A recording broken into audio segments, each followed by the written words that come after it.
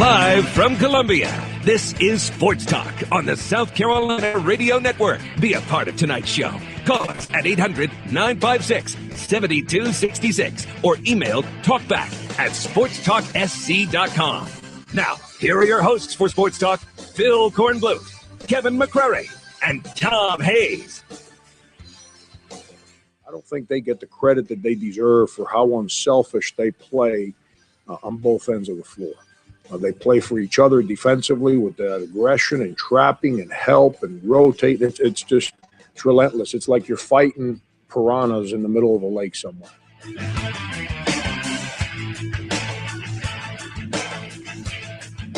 All right, Gamecock basketball tonight, 9 o'clock out at Arkansas. Enough about that. It's the eve of National Signing Day for 2015. It's been another crazy day in the recruiting world.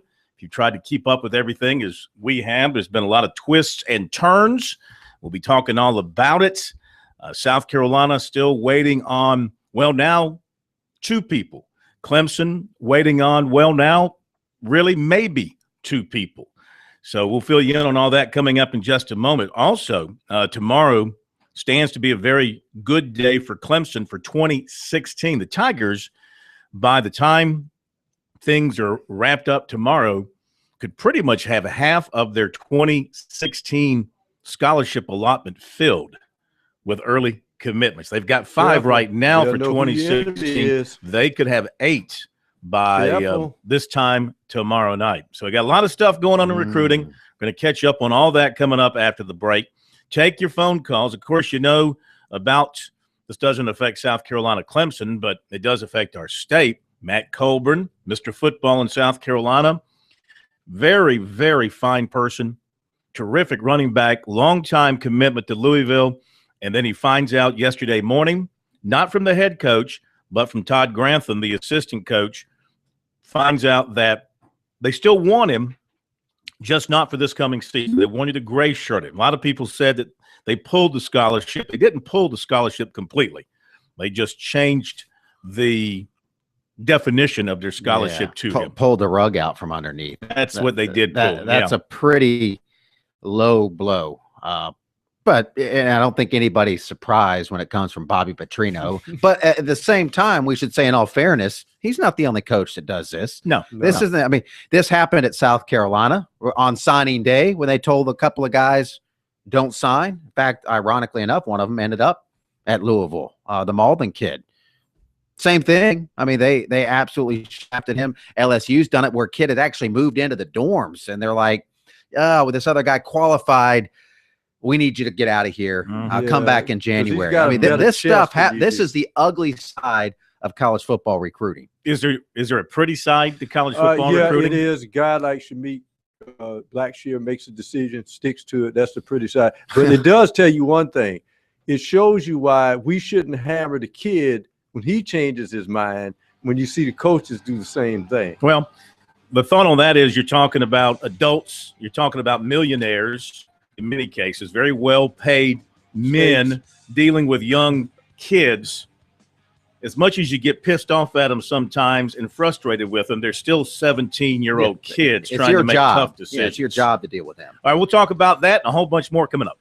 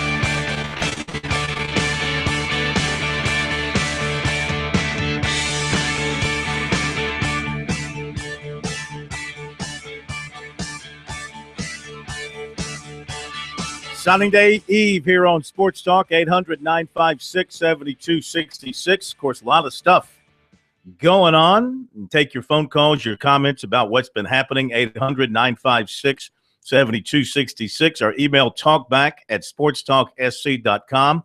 On Twitter, @SportsTalkSC. Twitter feed has been humming all day long. Website is sportstalksc.com. And on Facebook, Sports Talk Radio Network. A lot of folks upset about the news regarding Matt Colburn and Louisville deciding to pull his scholarship in terms of this year, offering him an opportunity to come in January. He obviously is not happy about that and is looking at some other opportunities, Wake Forest, Navy, some other opportunities out there for him. They said that the reason they told the coach that they were doing it was because they had lost 3 defensive backs to the NFL early, and they needed to replenish their secondary, and they got commitments from defensive backs over the weekend, and it took up their space, and they didn't have room for him. So that is what happens in recruiting, the trials and tribulations, the ups and downs. It's never pretty, no matter whether it happens on the side of the school or it happens on the side of the player. I think people are a little more understanding on signing day when a player who's been committed to school X for 8 months all of a sudden decides to go to school Y. It's a kid, it's part of the deal, Not quite as understanding when a school does it. Yeah, well, you're talking about teenagers who also have a lot of adults in their ears telling them a lot of different things. So you can forgive them for being a little confused or going back and forth with the decision. I will say the Arden Key debacle, and I mean, who's ever around him and said, okay, that's a good idea, and his mom and dad and sister were right there behind him, how one of those people didn't tap him on the shoulder and say, you know what, this might not be the best idea. And I get everybody wants their moment, but that shouldn't be, I mean, if you're a great athlete, that shouldn't be your moment. Your moment should be what you do on the field and what you accomplish as a player. But I mean, it's go to LSU, that's fine. He really made a point to, maybe I misinterpreted it, but it looked like he was trying to stick it to South Carolina throughout the tail end of the process. He committed and decommitted from them twice. So I don't think he ever had any intention of really going there. He was looking for something better. When he decommitted the last time, it was pretty evident no one is going to recommit a third time, using them as a prop. And then he says, whoever his friends are at South Carolina, and we know he's got some guys committed that are playing at South Carolina, Bryson Allen Williams. And he said that, some of my people there told me some stuff, so I don't have any regrets about going to LSU. That kind of was a little big. Yeah. And the fact that the coaches that he had been talking to from the time he was 15, 16 years old, built the relationship with, you don't even take their call to say, hey, look, this is what I'm going to do. I appreciate everything you guys did for me. You just blow those guys off and then stick a dagger in them as you announce on national TV that you're going to go to LSU and commit to a staff that's been in place for 3 weeks. Did you hear what he said, how he decided? And that's the other thing. That was a bald-faced lie. I mean, he was lying. He did not pick that LSU out of a hat. That was all for sure. It was not because 50-50. He also talked about how Les Miles and Kevin Steele were jumping all over him when he told them. So that means they would have had to have been in the room. They were in the room Friday when they had the in-home visit. Right. That's when he committed and he canceled it, and that's fine too. I don't care, but don't sit there and go on TV and lie and act like I just decided this morning and it was just because LSU, I pulled their name out of a hat 3 times out of 5. That's where we are with a lot of these kids. Not everybody, but that's where we are with a lot of them. I want to say this about Arden Key. I think he saw South Carolina's defensive ends and said, I'm going to have to go through all these guys. I'm not going to do that. Somebody's going to promise me I'm going to play. I'm going. And so Les Miles told him he's got his chest and you can play here. And I don't think they were going to promise him that to South Carolina. You have to beat out these 3 or 4 big junior college players in here. Can you do it? Well, I mean, everywhere you go, there's going to be competition. Yeah. And if you're shying away from competition, then you're better off going somewhere else. And he thinks he's going to play. And I don't think that's – and I think by all accounts he's a tremendous football player. And again, I don't blame him. I blame the people that were around him, his parents, number one. They were right there behind him. you've got to. He's a kid still. I mean, he's a teenager, and nobody told him, look, this isn't the way you do things in life. You're about to be an adult now. You're about to really start the serious part of your life. Let's be mature about this and not go on TV and lie to people and put on this whole show to make it about me. And because I don't care where he committed. And the fact that he decommitted, go where you want to go. That's important. But how that was handled, the adults in the situation dropped the ball there. All right, let me update a couple of the big stories, and we'll get to your phone calls, 800-956-7266. A couple lines open. Go ahead and grab them, and we'll chat with you in a moment. USC waiting on Rashad Fenton from Miami. He's out in Texas at the International Bowl, and he's practicing out there. He's away from his coach. So his coach, who told me today that if he were in Miami and he had his hands around him, he'd get this done. But now the kid's going to wait until tomorrow, still considering USC, Florida, and Louisville. His coach, of course, is a former Florida player under Steve Spurrier.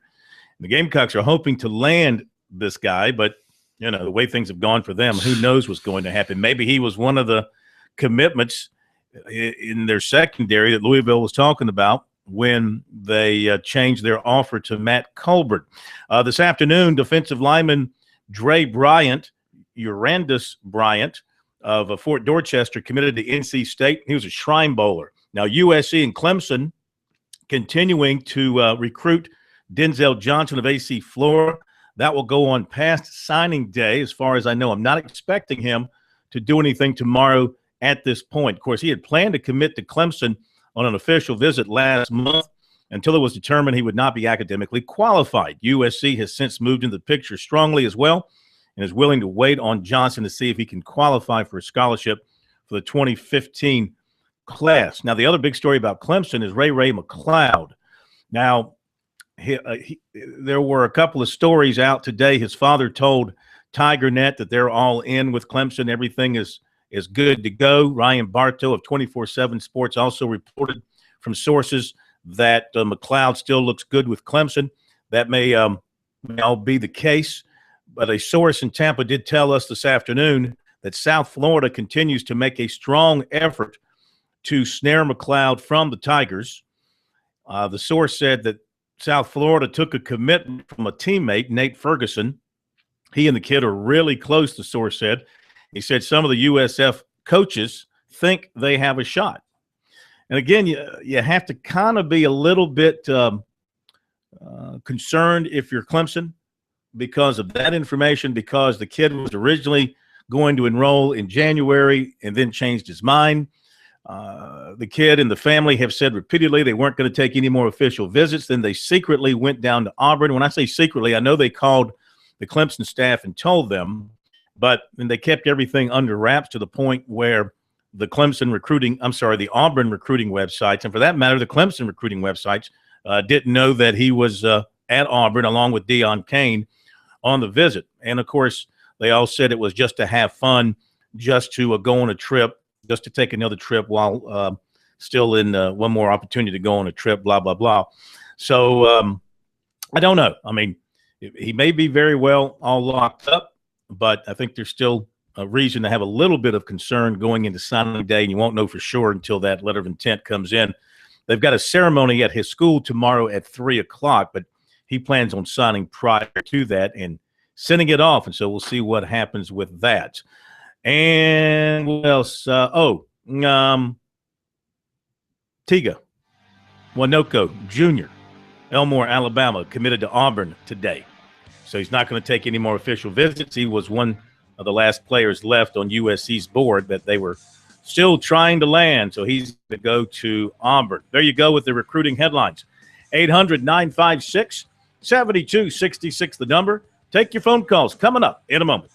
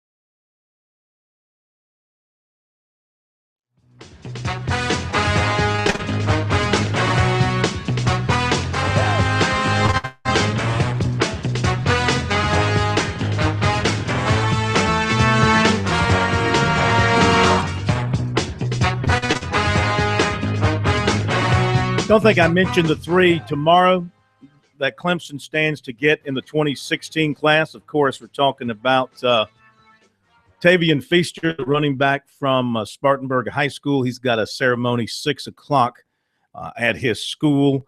Also tomorrow, you've got the wide receiver from Greenville, North Carolina, Cornell Powell. He's going to announce for Clemson tomorrow, and linebacker Jamie Skowski of Newton, Georgia. All three expected to commit to Clemson tomorrow.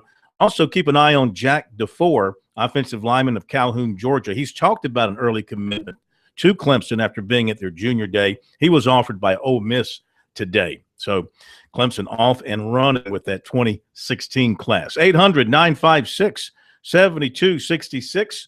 That's the phone number as we go to the calls tonight. And Lee and Florence, you're up first tonight here on Sports Talk. Good evening and welcome into the program. Hey, how you doing, Phil? Good. Always enjoyed the show. Also like listen to you answer questions. I watch Gamecocks online all the time. I see you ask Spurrier and all the guys questions. And I think you're one of those serious reporters that do ask good questions anyway. Well, thank you. Throw that in there. Thank you. Couple questions, and then I'll let you answer them off the air when I get off. First, is South Carolina's recruiting class done? Or are they expecting any late surprises tomorrow? And also, what's the difference between what Rick Pitino did and what Art and Key did? They all left the schools hanging or left the kid hanging. Well, what's the difference between the two? I mean, and the knife cut both ways in recruiting. You mean Bobby Petrino? Let's don't paint Rick Pitino as Bobby Petrino. Yeah, even though they both have had their issues. Yeah. South Carolina is not done yet. They still have the defensive back. They're waiting on Rashad Fenton. They hope to get him tomorrow. And as I mentioned, Denzel Johnson is still a possibility at some point in time once he gets his academics up. And I don't really know that South Carolina is going to turn anywhere else to try and to get anybody. They're pretty much filled up at this point. Any players out of Florida? I know they got like 5 or 6 of the top recruits in the country still hadn't committed to anybody yet, and they commit tomorrow. Is there any chance Carolina can do anything for that? No, they're done. They got, they're, again, Fenton and Johnson. Those are the two that they're hanging with right now. As far as the question about Petrino and his actions and coach versus player, that was a question we put up on our Twitter feed last night.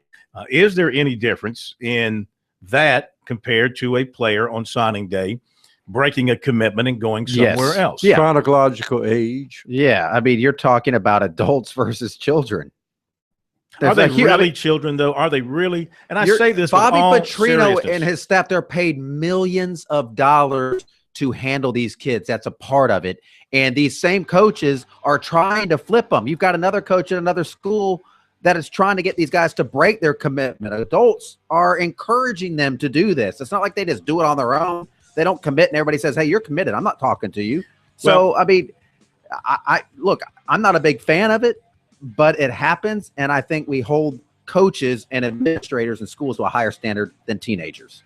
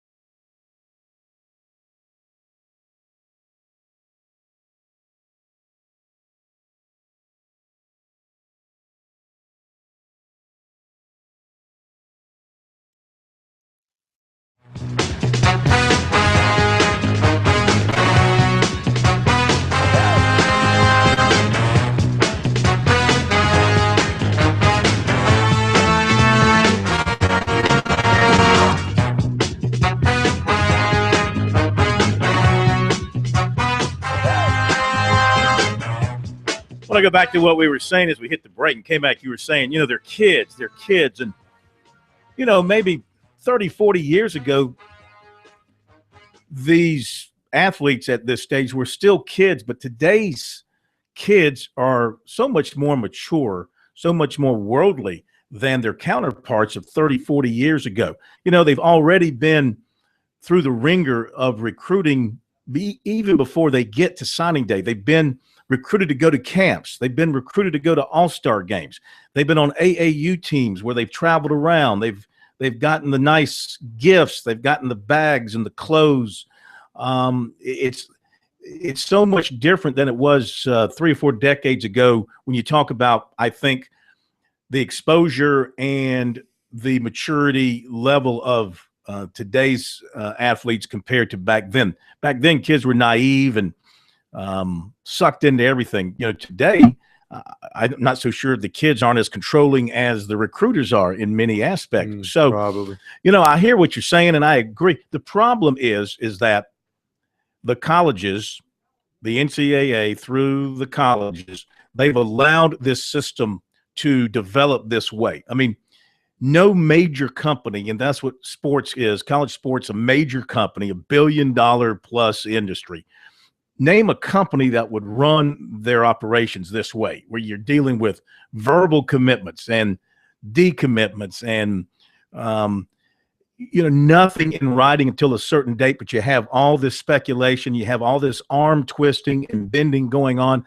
No major company would run their human resource department that way. No major company would be recruiting people that all are offering the exact same things by and large. No, I mean, the you're not getting paid. It's not like you go, well, this company's offering me. Think about like this. Your IBMs and your Microsoft.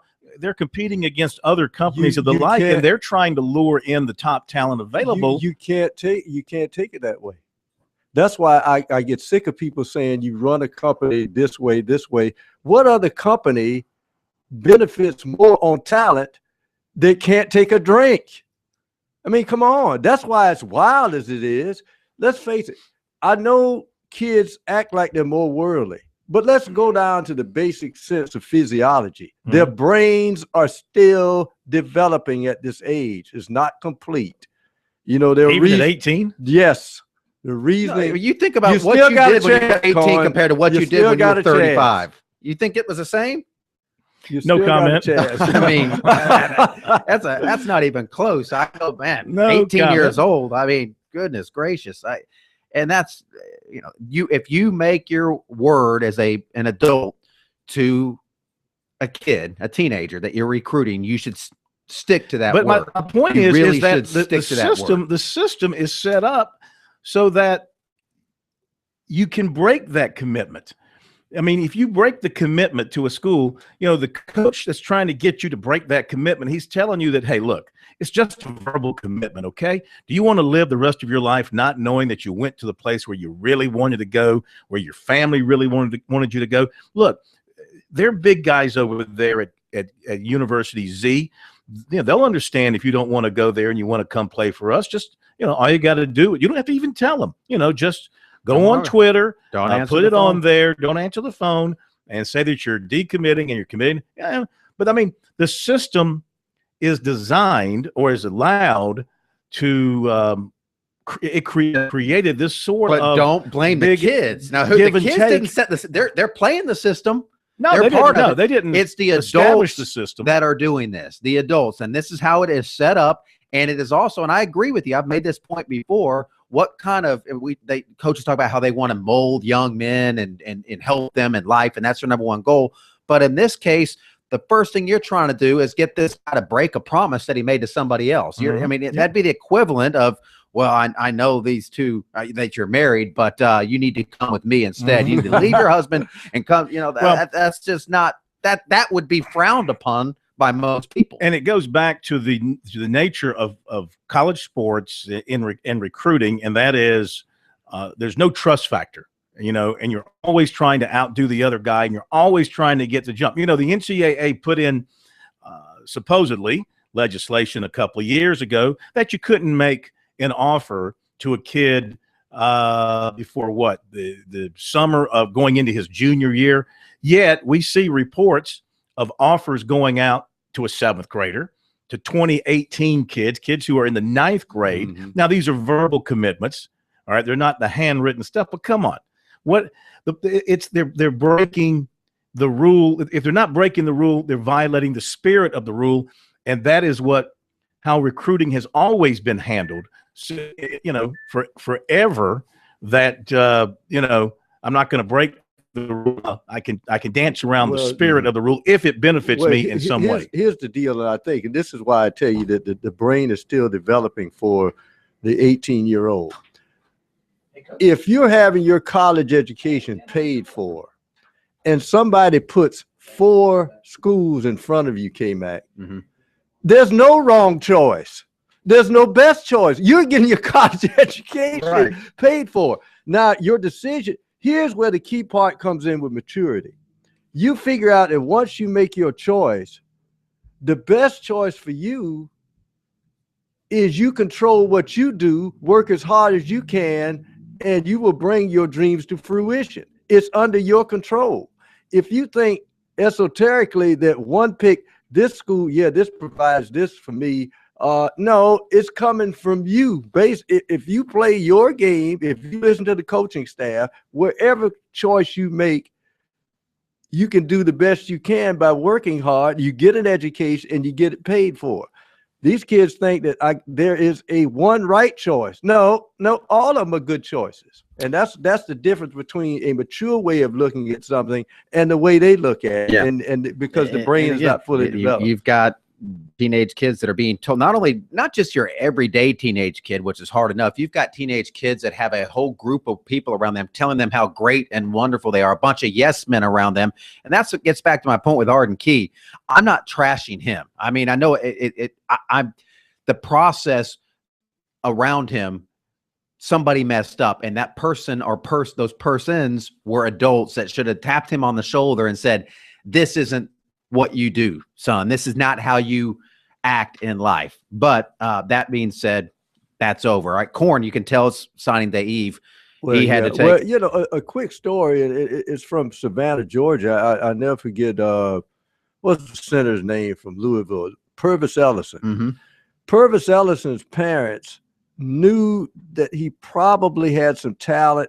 His junior year, probably the sophomore year, he couldn't walk and chew gum at the same time, but he grew and he was 6'9".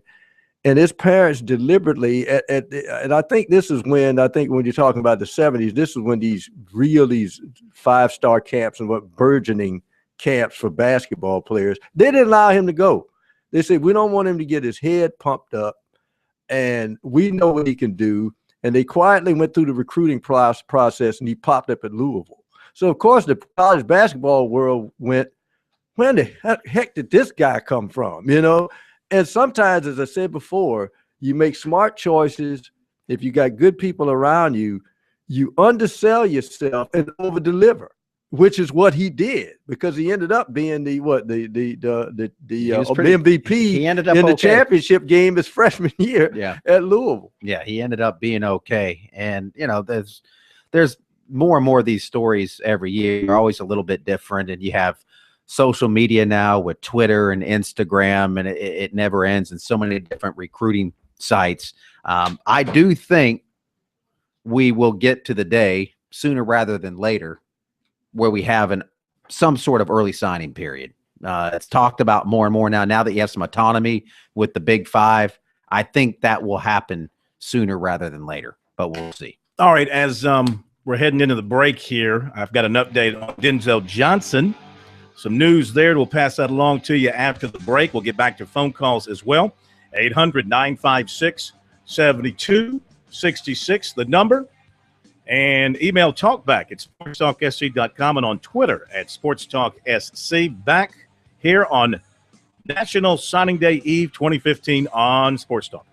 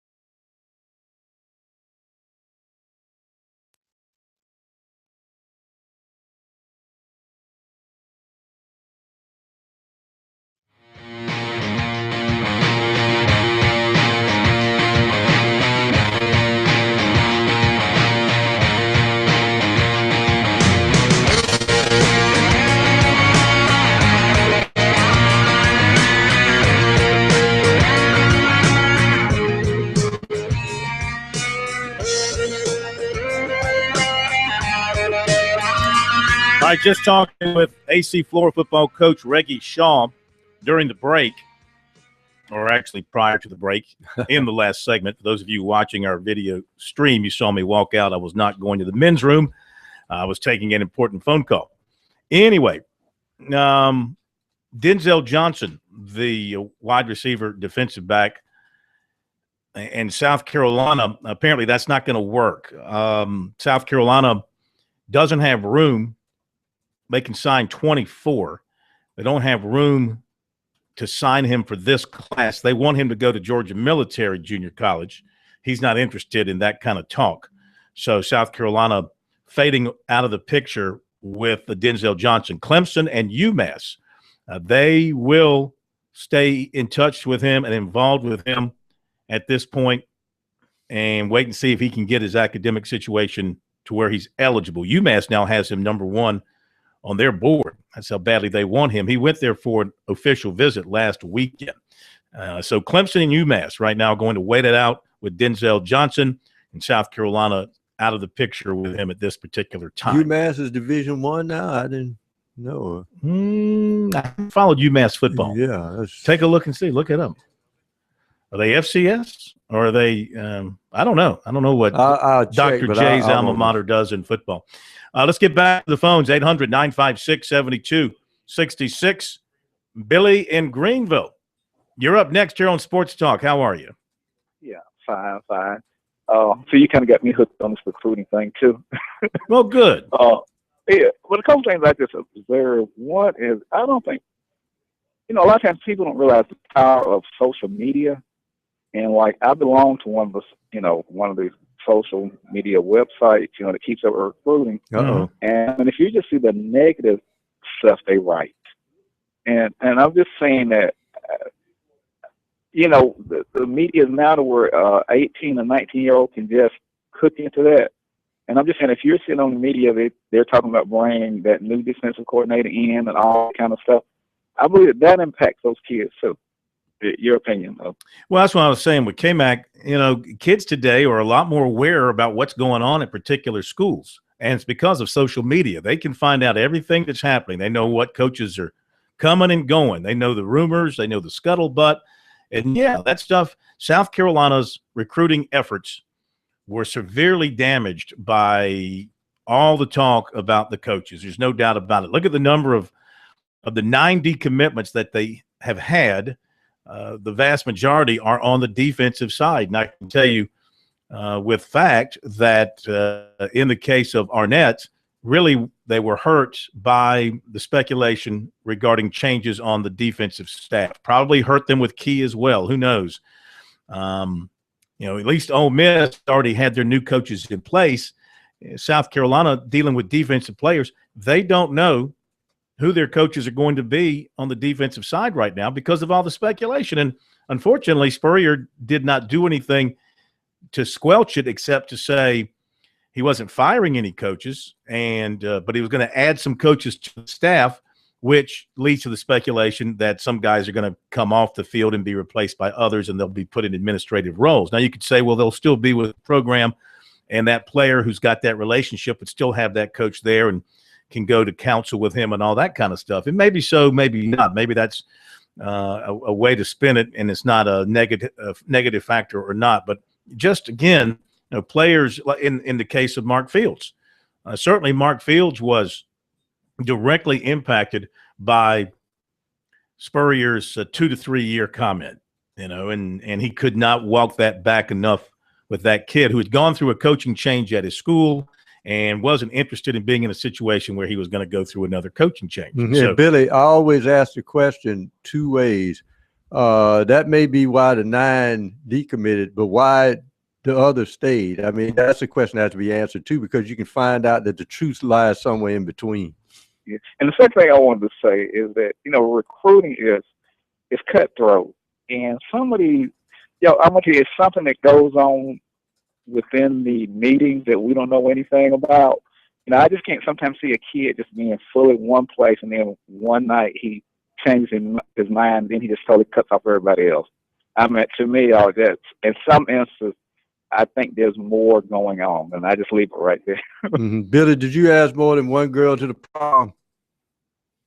No, most of them only ask one. And then you went with, oh, wait a minute, she's available. He had the backup. 1A, 1B. Billy can only handle one turn down at a time. UMass is Division I. They're a member, and I didn't know this, they're a member of the MAC conference. They're in the same division with they get OU a chance to and be Buffalo in the what are they calling it? The Fabulous Four?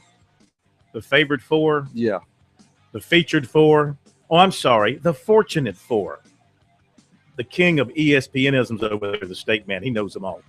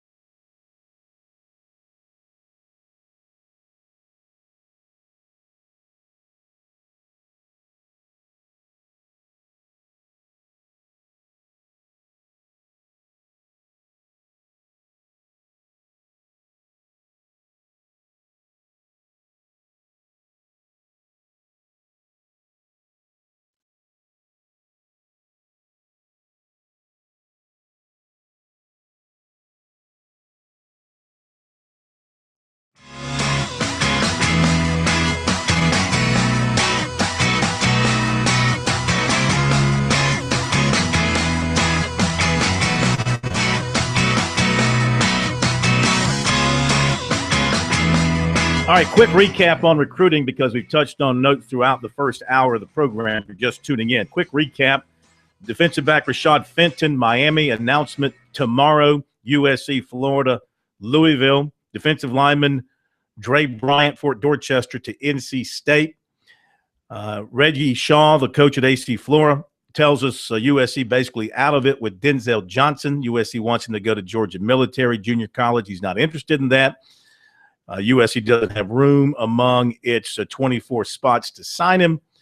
Clemson and UMass will wait on Johnson as he attempts to become academically eligible. Tomorrow for the 2016 class, look for Clemson to get running back Tavian Feaster of Spartanburg, receiver Cornell Powell of Greenville, North Carolina, and linebacker Jamie Skowski of Noonan, Georgia. Offensive lineman Jack DeFore of Calhoun, Georgia, has talked of an early commitment to Clemson after being at the junior day. He was offered by Ole Miss today. Clemson tight end commitment J.C. Chalk of Argyle, Texas, offered by SMU today. Offensive lineman Brett Heggie of Mount Dora, Florida, offered by USC. Defensive end Patrick Bethel, Vero Beach, Florida, offered by Clemson. Receiver Markevius Adams of Greenwood, committed to Appalachian State. Receiver Taven Richardson of Burns, committed to Kentucky. Defensive end Tiga Winoga Jr. of Elmore, Alabama, committed to Auburn today. Not going to make any more visits. USC was involved. Ray McLeod of Tampa reports that he is solid with Clemson. Might very well be, but a source in Tampa told us today South Florida is making a real strong run at him. They took a commitment from a teammate, Nate Ferguson. The kids are really close, we're told. Some of the South Florida coaches telling our source that they think they have a shot. We shall see. USC offered junior linebacker T.J. Brunson of Richland Northeast on Monday. They joined NC State and Georgia Southern with offers. He was at USC's Junior Day Saturday, really enjoyed it. Right now, the Gamecocks are his favorites, 134 tackles and 4 sacks last season. Of course, last night, Arden Key committed to LSU. Damon Arnett committed to Ohio State. And Louisville told Matt Colburn that his offer now is of a gray shirt variety. He's not interested in that, and he's now looking at other opportunities, Wake Forest, Navy, and several others. Coach Tom Knotts over at Dutch Fork telling us last night he's obviously not happy at all with Bobby Petrino. First of all, he wasn't happy that Petrino himself didn't call to tell him. As he put it, he sent his other guy, Todd Grantham, to tell him. That's the first thing. And then he said that Petrino and Louisville will never be welcome back to Dutch Fork to recruit a player. Of course, we've heard that, various coaches in various states when they feel that a school has done one of their players wrongly. And they have every right to decide who comes into their school and who doesn't. That's his feeling about that. All right, it is top of the hour break time. We'll continue with your calls, recruiting comments, and questions. We'll get into some basketball as well. USC Arkansas tonight, Clemson, Florida State tomorrow night, and we'll be back.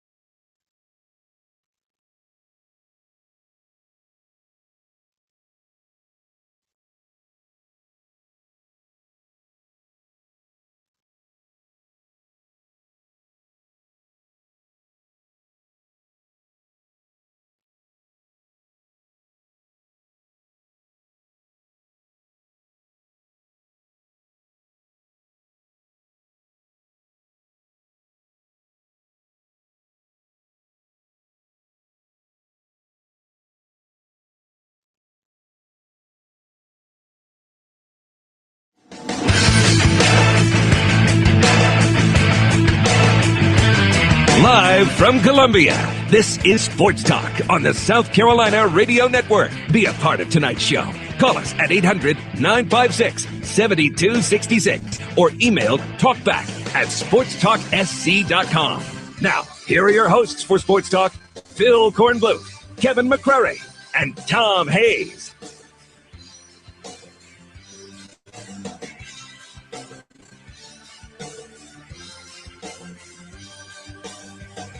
And we're back. It is Sports Talk, South Carolina Radio Network. Phil Kornbluth, Kevin McCrary, Professor Tom Hayes, Stateman Graham Pope. 800-956-7266 is our phone number. Let's get back to your phone calls here.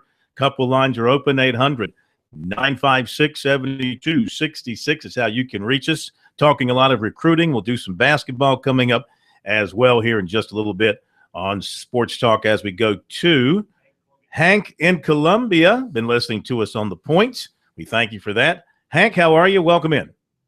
Hey, Phil, I'm doing all right. I had a couple of points where you were talking about some recruiting in the last hour. Mm-hmm. And, one, a lot of the adults had a lot of stuff to do with that thing with Arden Key, because during the show, not only was it easy for the common person to kind of look at it and tell that he had already committed before that story about the hat, because he was talking about Orgeron and was jumping around, so it had to happen the weekend before. Sure. But also, the female on there said, "Well, this is your second time on our show speaking about this commitment." So for a network to go with some kind of big announcement for a kid 2 times just only increases the foolishness that goes on with these kids. I think we lost you, Hank. Sounds like your cell just died out. Yeah, thanks for calling. Yeah, you're right. I mean, the whole thing is just icky to me. First of all, I stay away from those shows as much as possible. I only watch when there's a USC or Clemson involvement, and then I wait until the last moment just to try to catch the announcement. And obviously, I mean, it's good programming. They're going to wait till the end of the show. They're going to tease you for 50 some odd minutes and then have this announcement late. And that's to try to draw you in and keep you there. And, look, I don't want to criticize somebody else's program. I have no use for those kind of recruiting shows. It's just further indication of how the entire recruiting process is being prostituted in so many different ways. It's not, that's not really reporting, that's arranging. And they arrange with these kids, they negotiate with these kids to hold off on their decisions. And, don't put it out on Twitter, don't put it out on regular media, and let's save it for our show, our TV show, and the kid, of course, eats this all up. Oh, yeah. They think it's the greatest thing since He's a sliced star. bread. And it'll be another star in there for you if you do it. Yeah, well, sometimes that comes into play as well. If you announce at our game, if you hold off and announce at our game, big fellow, we might make you a 5-star thereafter. Ooh, golly gee, that's just great, Dad. Let's do that. So, it's all part of what has corrupted the entire recruiting process as I see it. Is more and more, recruiting was just such a nice, simple thing when it was really just me and a couple of other people paying attention to it. Me, Joe Terranova, Alan Wallace. That was pretty much it there for a long time. It was so much cleaner.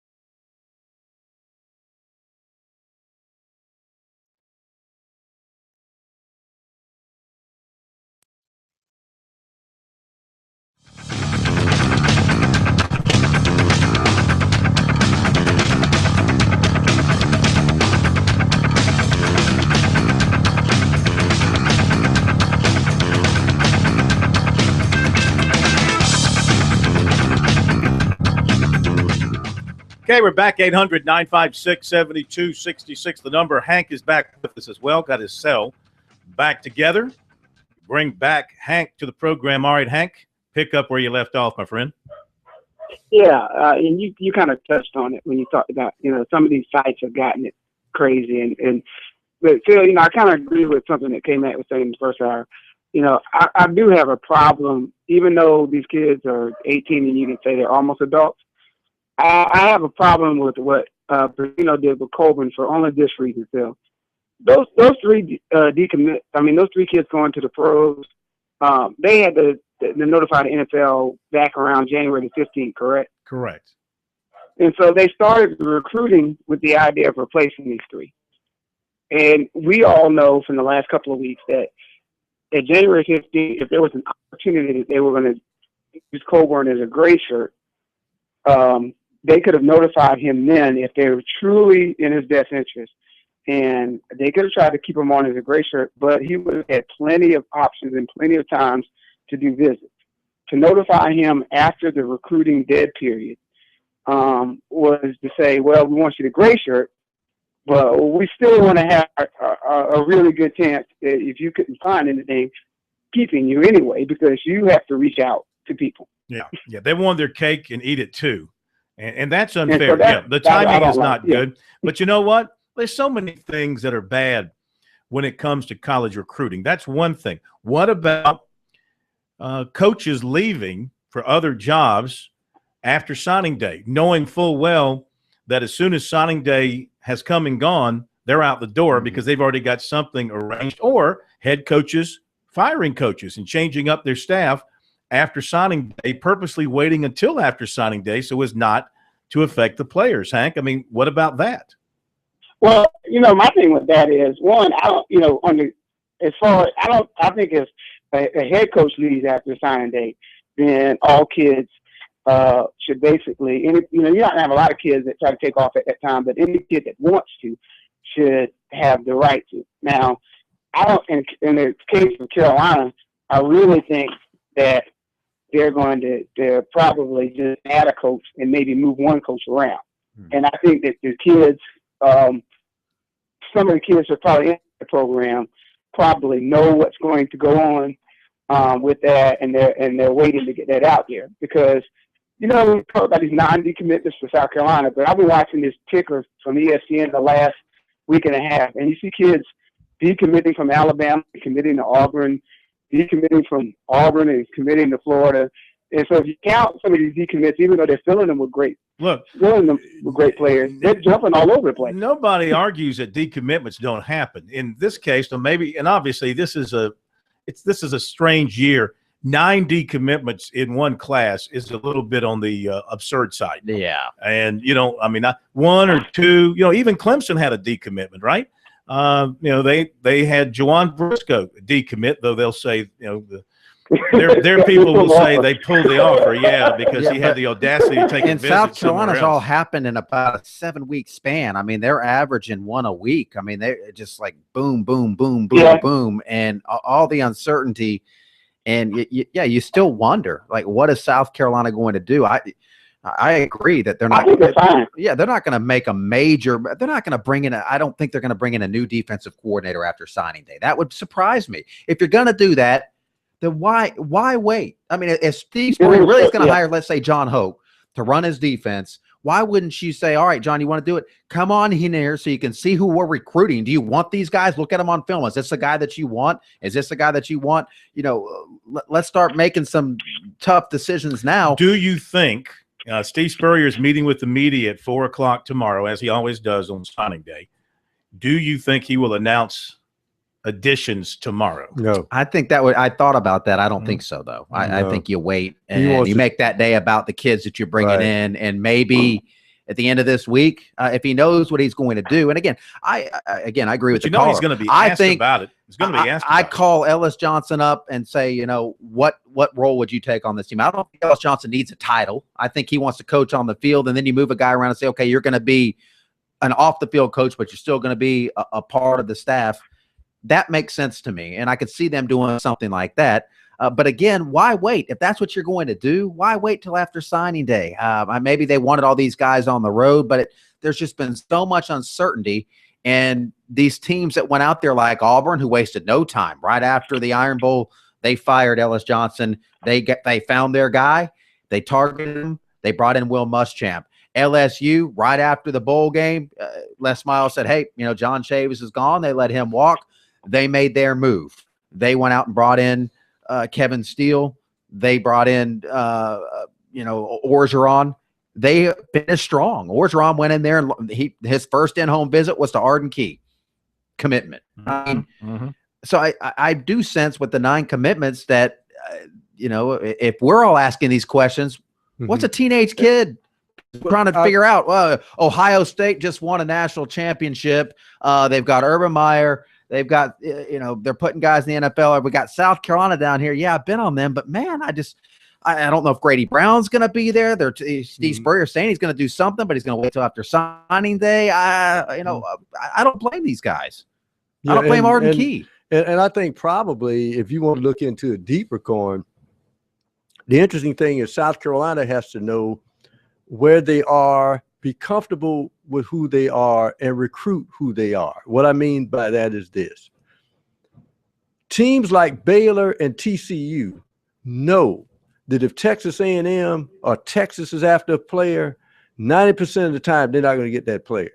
They decide who they're going to pick, who they're going to nurture, and look what's happened to those 2 programs. They know who they are. They don't care what you think of them. None of their recruiting is going to be sitting there in the top 25 most years, but they get the players they're comfortable with, develop those players, and you see what a program they have. Well, sometimes when you chase those big fish who are dancing around, waiting for the big team to call, you sometimes are wasting your time. TCU's recruiting rankings by rivals the last 5 years, going back to 2010, 46, 26, 37, 30, last year, 50th in recruiting, according to rivals. Baylor, during the same 5-year period, in order from 2010, 39, 46, 45, 31, 35. So, I mean, what does it mean? And of course, you take the eye test. The winner of the SEC East the last 2 years was Mizzou. Where were their recruiting classes? Right. Well, and that's a very good point. And Lou Holt said this once, and it stuck with me. He said, you win and lose because of the players you sign, not the ones you don't sign. Everybody gets upset about the Arden Key going away. It's like, but you win because of the guys you do sign, and you lose because of the guys you do sign, not the guys that you don't. South Carolina, there's no other way to spin this. I mean, their class has been lessened because of the 9 decommitments. Definitely. They had a class, if you go by the rankings, which I don't subscribe to, but for conversational purposes, they had a class in the top 5, 6 in the country at one point. And now they're going to probably drop out of the top 20 before it's all said and done. Not bad, not great. Coaches like to brag about it when they have a top 10 class. They don't like to say all that much about it when they're not in the top 20. It's sort of like, we're happy with what we got. We'll develop it and we'll make the best out of it. Boy, they get a top 10 class. It's ring the bell and bring out all the ding, ding, ding. network rankings and put that in your publications. But there's no other way to cut it. I mean, South Carolina lost some good players who decommitted that no doubt would have helped this football team. Question for them is, did they recover enough with the replacement players, to offset the damage to some degree? I think they did. I look at the offensive linemen. I mean, certainly getting the transfer from Wake Forest was a big pickup for them. Looking at Daru, looks like he's a really good player. They got good size across the line there on the offensive line. So I think maybe they got away with fixing that problem a little bit.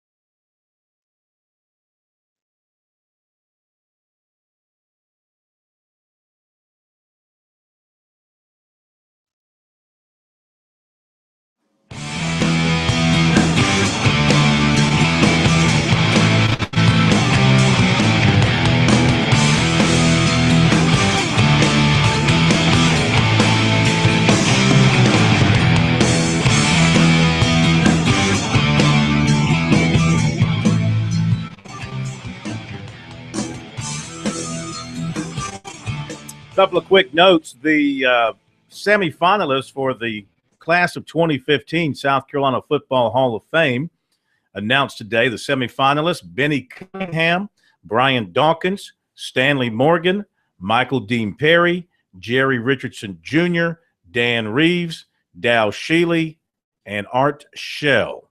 And voting will continue, and they'll be inducted on April 16th. And Jolene Hoover announced her resignation today as the volleyball coach at Clemson, longtime coach with the Clemson volleyball team, a very successful coach as well.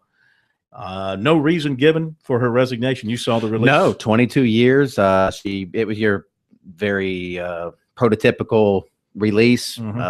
Word of thanks from D-Rad and gratitude and memories from her, and off she goes after 22 seasons. Maybe she's just ready to hang it up. No, if you want some in-state basketball scores, we got a big one down in the Big South Conference. Coastal leading Asheville 13-11. They actually were down 9-2 and came back. So Coastal leading that game about 12 minutes to go in the first half. USC upstate 11-2 over St. Andrews. Presbyterian leading Campbell early 5-4. All right, back to the phones we go, and it is JC down in Charleston. You're up next here on Sports Talk. How are you? Hey, Phil, listen, this is off topic, but I knew who to call to get an answer on this, and so that's why I'm asking you. First of all, the wrong team was representing the NFC the other day. Yeah, should have been the Cowboys. You're right. Yeah, should have been the Packers. Absolutely should have been the Packers, which leads me to this question, Phil. On the 2-point play, Green Bay did everything right, but knocked the ball down or intercepted it. Has there been an explanation given on what 21 Clinton Dix was doing on that? I just think I'm trying to remember. I've read what is the statute of limitations for crying over a game that's a month old? You're talking about Packer Nation. We take this seriously. Other than not making the play, you did everything right. Other than I mean, the guy giving up the score. A guy intercepts the ball with what? Other than dodging the bullet, to go, Lincoln the was right perfect team was there at there. Ford Theater. The right team was there. I think what happened was he got caught up in something, in another direction, and he was flowing with the play going to the other way, and looked to me like he just froze. That's the way I can explain it. Looks like he just froze. And then Bostic on the onside kick. And how about when you're on the 1 yard line and couldn't score a touchdown? I mean, we can do this all day, guys. What you got, State Man? Yeah, what you got, State Man? I'm just reading from Clinton Dix, the quote. I guess this is post game since you asked the question. It's to be honest, I think all three of us kind of misjudged it. Kind of a very odd play and not how it was drawn up by any means. So but he said he was the one that misjudged it the most. Yeah, I think that he should have just tackled the guy or something. You kick 2 field goals, you leave a team around. We understand what happened. Apparently you don't. You guys are still going back and forth on what happened. How do we lose this game? We should have been in the Super Bowl. Well, no, you shouldn't have been because you lost.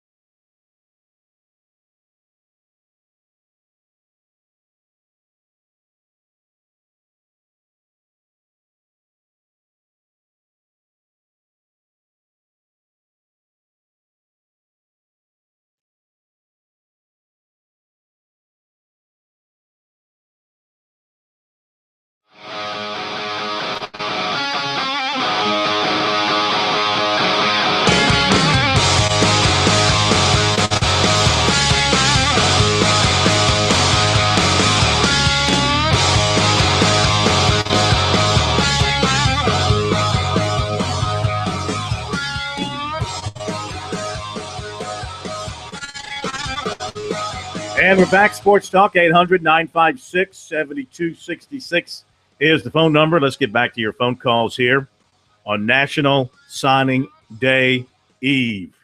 Of course, tomorrow, national holiday. Banks are closed. Post office is closed. My bank is open. All government offices are closed. No, they're not. It's national holiday. I declared it. No, it's not. Flags are at half staff. Show up to work tomorrow, folks. What else do we have? Mail will run. No, you got to work tomorrow, State, man. No holiday around here. It's a government. No, it's a good day for Pro and I bounce. Otherwise, we'll just listen to you read off, the Wingate signing class. What's wrong with that? We don't do Wingate. We'll have to hear Tusculum. You got a problem with doing I heard limestone? Tusculum landed a big fish. Furman? No, Wofford? PC was tweeting us earlier today saying, everybody's building their class. This is where you build them. No, it's your day. I don't want to take away from your day with my, negative recruiting energy that I often bring. My day. It's the kids' day. No, it's your day. It's the day of the it's children. Your It's Christmas. You're unwrapping all your little presents and Hanukkah. Seeing where everybody went. We go back to the phones. Well, you have Hanukkah. I wasn't going to disparage your holy day. I was, Christmas isn't a holy day to you. Well, Hanukkah is not a holy day, not the holy day. We have. I'm not days. trying to get into a many days, theological discussion here. Let's. I'll give you the. What's it called? No. What's those little books called? You go to the bookstore, you buy them to help you get ready for a test. Cliff's Notes. I'll give you the Cliff Notes version of the Jewish religion. Yeah, you can thanks. Read it one night. Do that. We go to Alan in Greenville. All right, Alan, how are you? And welcome into Sports Talk. Hey, guys. I'm a member of Hanukkah Nation and Packer Nation. Okay. Well, you're doubly blessed. You think, and Yankee Nation too, Corn. Triply blessed. How about you want to make it? How about Celtics? You have my condolences. No, I'm the exact opposite. I'm a Lakers. No. Oh, there you go. No, you went for the quad. That's okay. I'll give you that. But what I wanted to ask you, you've been talking about South Carolina losing all the commits. I want to know what y'all think. Why has Clemson, over the past few years, I guess since Dabo's been there, I know you said they lost a commit this year, and I didn't know that, but how come they've been able to keep commits, for long term, especially like Deshaun Watson, not only just commits, but I mean, got on him early. They got him. Well, listen, I don't want you to think that this is an every year occurrence for South Carolina. No. I mean, 9 is very unusual. Okay. They've gone through some years with very little disruption in their classes. Okay. They've had to turn people away, I'm sure, when they were winning the 11 games and they were recruiting all these big time told two players guys not to sign. They were turning people away for various reasons. And Clemson is not immune to the decommit either. I mean, we mentioned the one they had this year. They've had others to decommit. The running back at Florida State, the little freshman running back that's so good, Cook, he's a Clemson decommit. The Lane kid at Tennessee, he's a Clemson decommit. Mm-hmm. Not Dalvin Marlin. Dalvin Cook, yeah. Oh. Well, I don't have to say the first name, Steak Man. But you would say instability or the conceived instability of a coaching staff does things. Yes. Because South Carolina has been hurt by all that this year. Devontae Holloman and who were committed to Clemson, and then when the Tommy Bowden Gilmore thing, says he never committed to Clemson. Yeah, but remember we had him on the show, and I said, yeah. Well, he's not going to admit that after the fact. But you know who did? It was the two kids. Let's see, there were 2 kids that committed. I think there were 2 kids from Columbia. From they never. Chris Payne and one of them went. Demario Jeffrey Payne and Demario Jeffrey committed to Clemson, then they decommitted. Payne never made it in, but Jeffrey played at South Carolina. Played some linebacker. He did. But I'll say this about Clemson, though, just watching it on the outside and watching how Jeff Scott, as a recruiting coordinator, what he has done, and now, of course, they have Streeter doing it, but they're always thinking recruiting. Those guys are on Twitter. They're very active. They're doing pictures. They're calling these guys every time they can, sending them. I'm not saying South Carolina's just sitting on their hands, but in terms of being ahead of the technological game and out on these kids' level more, the Clemson coaches are light years ahead of Steve Spurrier Jr., who admitted, I don't really like calling a lot of people on the phone. That's not his thing. I mean, as an outside observer watching, Clemson seems extremely organized in recruiting. They seem to be, ahead of not everybody, but they're ahead of a lot of people in not just identifying good players, but identifying good players that they can get. And what they do is, of course, they tap into their Clemson connections and their family lines, and they're getting a lot of players that way. Players who have ties to Clemson, and they commit early, and that kind of gets the ball rolling. Look, they've got great facilities up there. They've got terrific academics, kids that go up there who are looking for a place that's kind of off the beaten path and not in a city and a little bit more pastoral setting. They love what Clemson offers from that standpoint, and it's a very good sell for them. They're winning. They've got a bright young quarterback that everybody is excited about. So you can understand why, like tomorrow, they're going to get the best offensive player in South Carolina in the 2016 class. All right. They're going to get the best wide receiver, maybe in the Southeast, maybe even, better than that. And they're going to get one of the top linebackers in Georgia. So they build relationships early. Yeah, commitments. They build relationships early. They identify early. They build the relationships early, get them on campus, and they kind of let Clemson sell itself. The second part of my question, I'll hang up and listen to the answer, is that, all right, Chad Morris left, all right, and so you got Jeff Scott and Elliott as co-OCs, and you have Brandon Streeter now as a new quarterback coach and recruiting coordinator. Coordinator. Thanks, Kevin. How come they've been able to, keep all these kids? And Chad Morris was the man. So I'll hang up and listen. Chad Morris was not the recruiter. No. Chad Morris would recruit the quarterbacks, but they already had their 2016 quarterback committed before he left. And keep in mind that Jeff Scott and Tony Elliott were on the staff. We're doing a bulk of their recruiting, especially down in Florida, and they just continued with where they left off. And most of their class was already in place before he left, so they didn't have to add a whole bunch of pieces. He didn't waste any time either, Corn. I mean, Sweeney didn't skip a beat. They stayed out in front of everything before anybody could speculate what's going to happen with the offense, who's going to do what. He knew Chad Morris wasn't going to be there forever. He immediately promoted those two guys, and then he went after Brandon Streeter. And before the bowl game was played, they had everything back in place. They were ready to go, so nobody had a chance to start speculating. Where at South Carolina, they've had months of just uncertainty, some of it real, some of it not. But the perception has been the sky is falling for a while there. Steve Spurrier going to even come back and coach, and he let that one dangle. He let that one dangle towards the end of the season, and it wasn't until the Monday after that he said he's coming back, and then his also infamous 2 to 3 more years thing that ended up hurting them. He let that marinate for 3 more weeks, and then he still continues to drop we might make some changes, we might not, and then finally after the Kentucky game or during the Kentucky basketball game, well, yeah, we're going to add somebody, but no one's going to be gone. It's just complete uncertainty. That's what it appears to be at South Carolina right now. Now, maybe they sit in that building and they're like, guys, we're fine. Don't listen to any of this outside noise. We're in our bubble. But you still got to know what's going on outside of your bubble. And I get you go to work and you don't pay attention to what's on the internet and the newspapers and what people are saying on talk radio. But you lost 9 recruits, so you better be worried about what those guys are thinking. And that's the question that I have. But as I said before, I love adversity because it always tells you that something good is around the corner. When everything's going good, you almost look around and say, wait a minute, something's about to drop. And so, it works both ways. As Lou Holt said, it's not as bad as you think it is, and it's not as good as you think it is.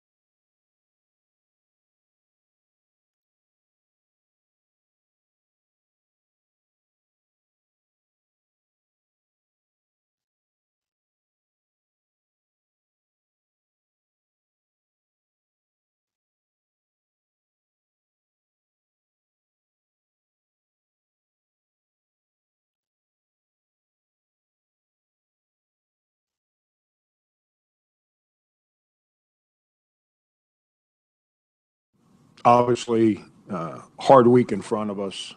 2 road games.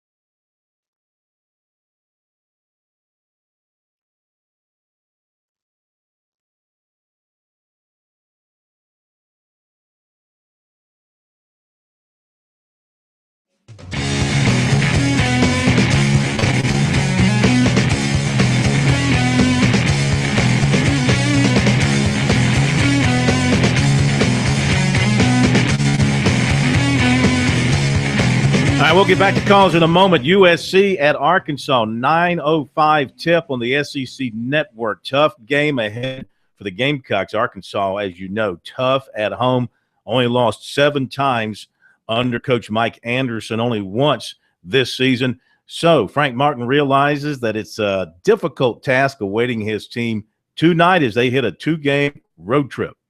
Obviously, hard week in front of us. 2 road games in league play, one against an NCAA qualifying team of the season ended today, who's going to have 18,000 people in the stands, minds, and one of the great home court environments in our country. And then follow that up with at Vanderbilt, which obviously their home court set creates an unbelievable atmosphere and a challenge. None of our guys, Michael and them played, but all the guards, none of them have ever played there before. So it's a unique place with one of the great coaches in the country. So we've got a typical SEC week staring at us, but we're excited. We were excited before Saturday's game. We're excited yesterday, and we're excited today. Frank, you've seen a lot of athletic big guys in your time in the game. Where does Bobby Portis rank among the guys that you've seen or maybe coached? Yeah, he you watch kids in high school, and then you see him go to college, and and he's gone from a runner, rebounder, dunker in high school to now a guy who they run offense through. Meaning he can make a perimeter shot, he can dribble drive you, he can pass the ball, and to see how much he's grown is a credit to him and that staff. He's just grown so much offensively. Last year, you just had to worry about him around the basket and keep him off the glass a little bit. And I don't want to say you neutralized him, you just gave yourself a chance. Now he's handling the ball. He's making 17-foot shots. And then around the basket, he's just a big kid with real good hands that has a real good feel to play. So we got our hands full back to back here. It's We're lucky with the Thornton situation, or we would have gone, for everyone that looks at this league and is like, well, Thornton, him, and the big kid Jones from Vanderbilt back to back to back. You're talking about a senior and two guys that you can argue can be lottery picks in the draft. That's coming off playing Kentucky, LSU, who got their own set of lottery picks on their roster. So it's just challenge after challenge, and that's a great thing about coaching where I'm at, that you have those kind of players in your conference. Obviously, it's no secret that Arkansas gets after you, but from your coaching vantage point, what's so unique about Arkansas' system? Yeah, I don't think anyone gives them credit for how good they are offensively, because everybody wants to talk about how fast they play and their pressure and their trapping. Mike Anderson's teams, and he and I, we laugh about it. It's like we chase each other. UAB and Conference USA to, Big 12 to now in the SEC. It's like we chase each other. And go back and look at his teams. They're always up there in the country for points per game and assists per game. I don't think they get the credit that they deserve for how unselfish they play on both ends of the floor. They play for each other defensively with that aggression and trapping and help and rotate. It's relentless. It's like you're fighting piranhas in the middle of a lake somewhere. It's the way they come at you defensively. And then offensively, they have great floor spacing. Guys shoot balls that they can make. They don't try to do their own thing. They pass the ball. There's a reason Mike went to the Elite Eight at UAB. There's a reason he went to the Elite Eight at Missouri. And there's a reason that he'll probably do the same at Arkansas. It's they play that well, in my opinion. Coach already talked about Arkansas's offense. Your team's really good on defense, right near the top of the SEC. How do you stop that kind of vaunted Arkansas offense like that? Hard. It's I'm one of those guys. I don't believe that your schemes can change week to week to week. If you do that, then you always got your guys trying to figure out what they're doing. That's just my thought process. The way I was raised is the way I learned the game, and it's the way I try to teach it. Frank Martin looking ahead to tonight's battle at Bud Walton Arena. They really shouldn't feel uncomfortable, except for the 18,000. Because, the arena in Columbia and the arena in Fayetteville are similar in design. I just clicked on – we are blocked. Bobby Petrino has blocked us on Twitter as well. Is that were we following him? I was. We're following him.